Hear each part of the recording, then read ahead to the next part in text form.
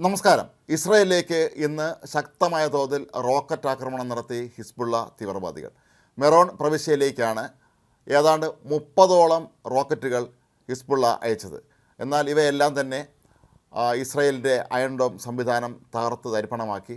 മാത്രവുമല്ല, ഹിസ്ബുള്ള താവളങ്ങളിലേക്ക് കഴിഞ്ഞ ദിവസങ്ങളിലൊക്കെ തന്നെ ഇസ്രായേൽ സൈന്യം നടത്തിയ ശക്തമായ ആക്രമണം ഇന്നും തുടരാൻ തന്നെയാണ് സാധ്യത. കഴിഞ്ഞ ദിവസങ്ങളിലൊക്കെ തന്നെ ഹിസ്ബുള്ളയുടെ പ്രധാനപ്പെട്ട പല താവളങ്ങളും ഇസ്രായേലിൻ്റെ ആക്രമണത്തിൽ തകർന്നിരുന്നു.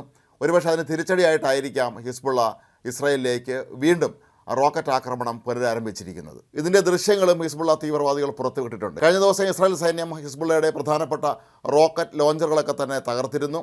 ഒരുപക്ഷെ മറ്റേതെങ്കിലും രഹസ്യ കേന്ദ്രത്തിൽ നിന്നാകാം ഇപ്പോൾ ഇസ്രായേലിലേക്ക് ഹിസ്ബുള്ള തീവ്രവാദികൾ ഇത്തരത്തിൽ റോക്കറ്റ് ആക്രമണം നടത്തുന്നത് എന്നാണ് ഇസ്രായേൽ സൈന്യം കരുതുന്നത്. അതിനിടെ ഗാസയിലെ ഒരു പഴയ സ്കൂളിലെ ഹമാസിൻ്റെ താവളത്തിലേക്ക് അതിശക്തമായ തോതിൽ ആക്രമണം നടത്തി ഇസ്രായേൽ സൈന്യം.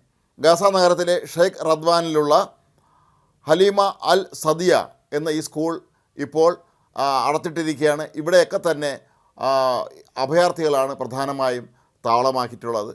അവരെ കേന്ദ്രീകരിച്ച് തന്നെയാണ് ഇപ്പോൾ ഹമാസ് തീവ്രവാദികളും പ്രവർത്തിക്കുന്നത് എന്നുള്ള കൃത്യമായ വിവരം ലഭിച്ചതിനെ തുടർന്നാണ് ഇസ്രായേൽ സൈന്യം ഇവിടേക്ക് അതിശക്തമായ തോതിൽ ആക്രമണം നടത്തിയത്.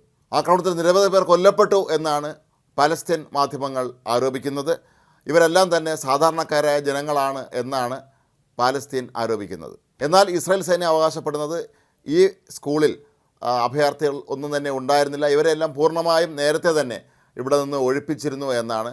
ഹമാസ് തീവ്രവാദികളുടെ പ്രധാനപ്പെട്ട ഗാസയിലെ താവളങ്ങളിലൊന്നായി ഈ സ്കൂൾ മാറിയിരിക്കുന്നു എന്ന വിവരം ലഭിച്ചതിനെ തുടർന്നാണ് ഈ സ്കൂൾ ലക്ഷ്യമാക്കി വളരെ കൃത്യമായി തന്നെയാണ് തങ്ങൾ ആക്രമിച്ചതെന്നും കൊല്ലപ്പെട്ടിട്ടുണ്ടെങ്കിൽ അത് തീവ്രവാദികൾ തന്നെയായിരിക്കും എന്നുമാണ് ഇസ്രായേൽ പറയുന്നത്. ഹമാസ് തീവ്രവാദികൾ എല്ലാ വിധത്തിലുള്ള അന്താരാഷ്ട്ര യുദ്ധ നിയമങ്ങളും ലംഘിച്ചുകൊണ്ടാണ് ഇപ്പോൾ ആക്രമണം നടത്തുന്നത് എന്നാണ് ഇസ്രായേൽ ആരോപിക്കുന്നത്. സ്കൂളുകളും ആശുപത്രികളും ഒന്നും തന്നെ കേന്ദ്രീകരിച്ച് പ്രവർത്തിക്കാൻ പാടില്ലെന്നും സ്കൂളുകളും ആശുപത്രികളും ആക്രമിക്കാൻ പാടില്ല എന്നുമുള്ള ലോക യുദ്ധ നിയമങ്ങളൊക്കെ തന്നെ ലംഘിച്ചുകൊണ്ട് സ്കൂളുകളും ആശുപത്രികളും ഒക്കെ താവളമാക്കിയാണ് ഇപ്പോൾ ഹമാസ് പ്രവർത്തിക്കുന്നതെന്ന് ഇസ്രായേൽ നേരത്തെ പലവട്ടം ആരോപിച്ചിരുന്നത് സംബന്ധിച്ചുള്ള കൃത്യമായ തെളിവുകളും ഇസ്രായേലിന് ലഭിച്ചിരുന്നു. പക്ഷേ ഇപ്പോൾ വീണ്ടും ഇത്തരത്തിലുള്ള സ്കൂളുകൾ കേന്ദ്രീകരിച്ച് അവരുടെ ഭീകര താവളങ്ങൾ ഒരുക്കാനും അവിടെ റോക്കറ്റ് ലോഞ്ചറുകൾ സ്ഥാപിക്കാനും ഒക്കെ ഹമാസ് നടത്തുന്ന ശ്രമങ്ങളെ തങ്ങൾ സർവ്വശക്തി ഉപയോഗിച്ച് ചെറുക്കും എന്ന് നേരത്തെയും ഇസ്രായേൽ പ്രഖ്യാപിച്ചിരുന്നു.